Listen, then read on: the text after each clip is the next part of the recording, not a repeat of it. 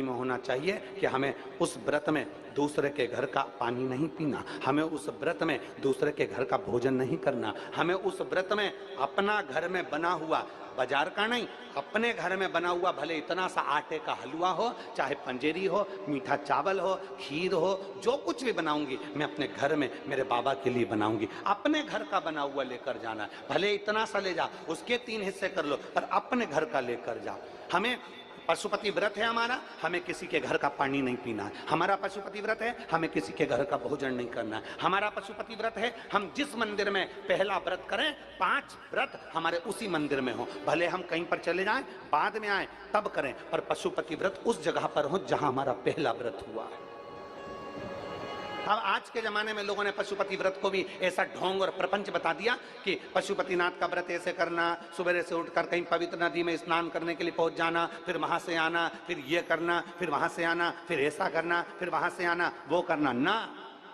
जैसा तुम सहज रहते हो, जैसे तुम निर्मल रहते हो, भोले स्वभाव से, सरल स्वभाव से, अच्छे स्वभाव से, बिना दिखावे के, बिना ढोंग के, बिना प्रपंच के, बिना किसी काम के, अर्थात तुम्हारे पास में अगर फूल हो तो वो चढ़ा दो, नहीं है हमें किसी से नहीं मांगना, हमें मांगना भी नहीं और किसी की पेड़ से हमें तोड़ के लाना भी नहीं। अपने बगीचे में लगाए मांग लो, अपने बगीचे का है तोड़ लो, अगर नहीं बगीचे में 10 रुपए 5 रुपए तुम्हारे पास में है तो बाजार से खरीद कर चढ़ाओ, पर किसी के पेड़ से तोड़कर नहीं चलाऊंगी। मेरे को मेरे बाबा ने जो दिया है उसकी जगह में चावल चढ़ा दूंगी, पर मैं दूसरे के यहाँ का नहीं चढ़ाऊंगी। मेरा खुद का जो मेरे बाबा ने दिया है, और आज अगर कम दिया है तो एक दिन मेरा बाबा मुझे छप्पर फाड़ कर भी दे। ढोंग प्रपंच में अपनी जिंदगी नहीं जीना, दिखावे में अपनी जिंदगी नहीं जीना, दिखावे से परे होकर अपने जीवन को जियो, दिखावे से परे होकर।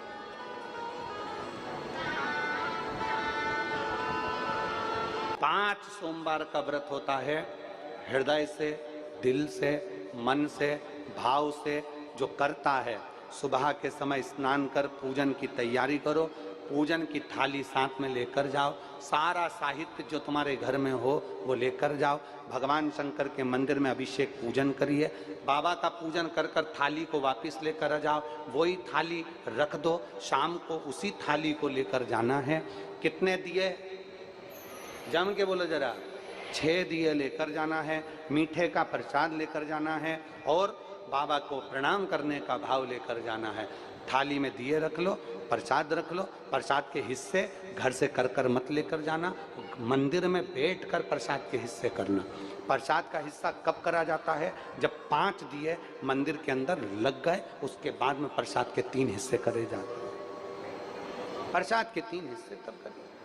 भगवान के मंदिर में पूजन अर्चना करो, अर्चना पूजन करने के बाद में दिए रखकर, दिए पूरे 6 जमीन पर रखिए, 6 दिए में से 5 दिए प्रज्वलित कर लीजिए, प्रसाद के 3 हिस्से कर लीजिए। बाबा देवादिदेव महादेव से अपने मन की बात कह दो, बाबा आज मेरा पहला पशुपति व्रत है, बाबा आप इसे स्वीकार करना मेरे दातार, मैं बस आपके भरोसे हूँ मेरे बाबा, ऐसी कृपा करना, ऐसी करुणा करना, मेरा व्रत स्वीकृत हो।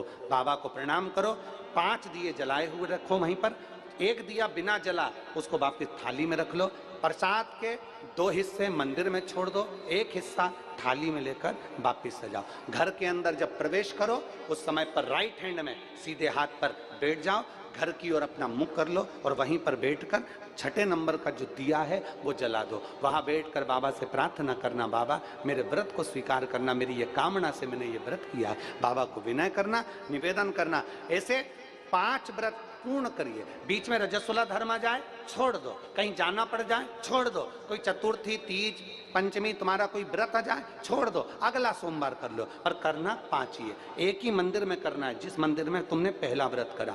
5वां व्रत जब आए तब बाबा के लिए एक श्रीफल भेंट कुछ भी 108 जो तुम बाबा को चढ़ा सकते हो, फूल हो, पत्ती हो, चावल हो, मूंग हो, जो बाबा को दे सकते हो वो बाबा को समर्पित कर कर, बाबा को दिल से प्रार्थना कर कर, फिर वही की वही क्रम जैसा करा है।